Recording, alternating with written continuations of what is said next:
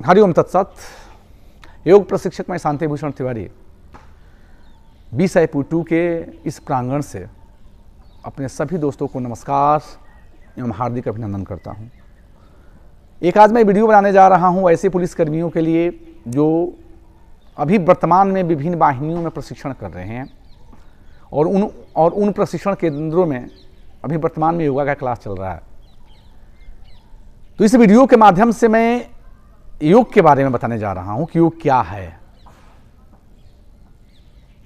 इसका भूमिका क्या है, इसकी आवश्यकता क्या है, इसका उद्देश्य क्या है, इसके कितने अंग होते हैं और कौन ऐसे फैक्टर होते हैं जो योग और पीटी में अंतर करते हैं। जो समान एक्सरसाइज हम करते हैं और हमारा जो योगाभ्यास है उसमें क्या अंतर है, उसको अंतर को करने वाले कौन फैक्टर हैं और पुलिस डिपार्टमेंट के साथ योग का क्या संबंध है। तो योग यह संस्कृत के यूज धातु से बना हुआ एक शब्द होता है जिसका अर्थ होता है ऐक्य या एकत्व, जिसका अर्थ होता है ऐड, जोड़ना, आपस में उसको बैलेंस करना, जोड़ना। तो अगर परिभाषित करने की योग की बात होती है तो लोग कहते हैं कि यथ योगा अनुशासनम, अनुशासित रहना ही योग है। और थोड़ा आगे चलते हैं तो लोग कहते हैं कि कार्य सकुशलम योग, अपने कार्य में सकुशल रहना ही योग है। और इसके अगर हम स्टेप आगे बढ़ते हैं तो कहा जाता है कि अपने चित्त की वृत्तियों का निरोध करना, चित्त वृत्ति निरोधा योग, जो हमारी इंद्रियां हैं उसको समेट लेना, अपने मन को संयमित करने की जो प्रक्रिया होती है वो हमारा योग है। और एक कदम आगे बढ़ते हैं जिसको परिभाषित किया जाता है कि जीवन जीने की कला योग है। और स्वामी निरंजनानंद सरस्वती जी कहते हैं कि योग एक विज्ञान है जिसका अचीवमेंट, जिसका उद्देश्य आत्मा है। जीवन का सम्यक विकास का जो योग है वो उसका विज्ञान है और जिसका अचीवमेंट हमारी आत्मा है। महर्षि पतंजलि ने योग दर्शन में योग के 8 अंग बताए हैं। वो है यम, नियम, आसन, प्राणायाम, प्रत्याहार, धारणा, ध्यान और समाधि। तो ये 8 स्टेप से होकर के ही योग की जो अंतिम हमारा जो गोल है, अचीवमेंट है, उसे हम प्राप्त कर सकते हैं। तो जो इसमें हमारा यम होता है इसके अंदर हम अपने आप को संयमित करते हैं, संकल्पित करते हैं। तो मुख्यतः 5 यम बताए गए हैं। इस 5 यम में अहिंसा होता है, इसमें सत्य होता है, इसमें अस्तेय होता है, इसमें ब्रह्मचर्य होता है और इसमें अपरिग्रह होता है। तो इसके बाद आगे चलते हैं तो अगला स्टेप नियम का आता है। तो नियम में सबसे पहला नियम हमारा शौच होता है, हमारा संतोष होता है, तप होता है, स्वाध्याय होता है और अंत में अपनी ईश्वरीय शक्ति को मानकर जो भी हम कार्य करते हैं वो ईश्वर के परम सत्ता के चरणों में समर्पित करते हैं। अगला स्टेप में हम आते हैं ध्यान,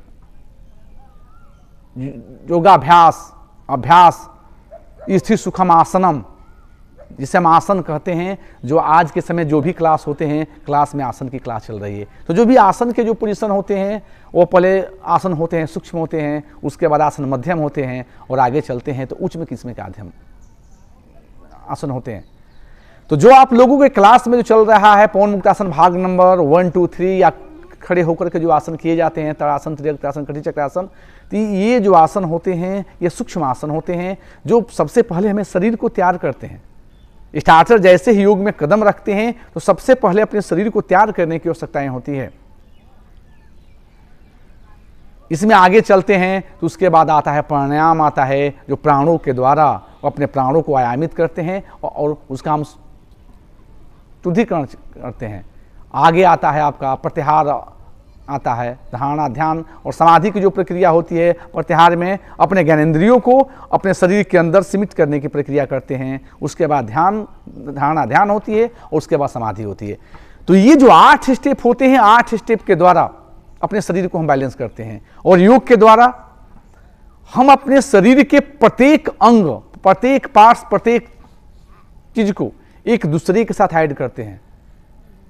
योग केवल शरीर की चीज नहीं है, ये हमारे शारीरिक, ये हमारे मानसिक, ये हमारे प्राणिक, ये हमारे भावनात्मक, ये हमारे आध्यात्मिक और अतिनिंद्रिय अवस्थाएं, जो ये हमारे अंदर की ऊर्जा होती है, उसको जागृत करने में इसकी बहुत बड़ी भूमिका होती है।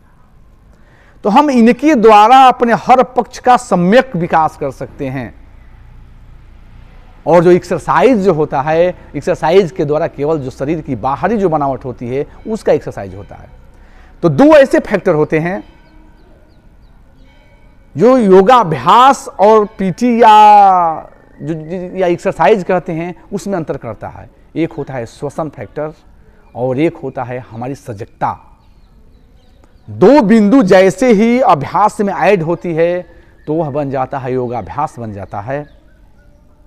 और ये दोनों फैक्टर को जैसे हम बाहर निकालते हैं तो समान एक्सरसाइज बन जाते हैं। और एक बात कि योग के जो अधिकांश जो हम बोले कि जो आपका यम है और जो नियम है, जो प्रक्रियाएं हैं, हमारे पुलिसिंग डिपार्टमेंट के पिलर में लगी हुई है। पुलिस अनुशासित होते हैं, वो अपने कर्तव्यनिष्ठ होते हैं, वो स्वाध्यायी होते हैं, तपस्वी होते हैं। तो जो भी आपका यम और नियम का जो प्रक्रिया होती है, ये प्रक्रिया हमारे पुलिस डिपार्टमेंट के जो पिलर में लगी हुई है और ये जो पिलर बना हुआ है उसकी जो नींव बनी हुई है यम से बना हुआ है और नियम से बना हुआ है। तो हम लोग योग को अपने जीवन में समाहित करें, जीवन में समाहित करके एक अच्छे पुलिसकर्मी बने। और अच्छे पुलिसकर्मी बनने के लिए, अनुशासित रहने के लिए अपने शरीर को माने स्वस्थ रखना बहुत जरूरी है। तो हम योगाभ्यास, योगासनों को अपने जीवन में आकर के, जीवन में ला करके अपने स्वास्थ्य को अच्छा रखें और स्वास्थ्य अच्छा रख करके एक अच्छे पुलिसकर्मी बने और अच्छे पुलिसकर्मी बन करके अपने ड्यूटी को अच्छे तरीके से करके एक अच्छे पुलिसकर्मी के कर्तव्य का निर्वहन करें। हरिओम तत्सत, हरिओम तत्सत।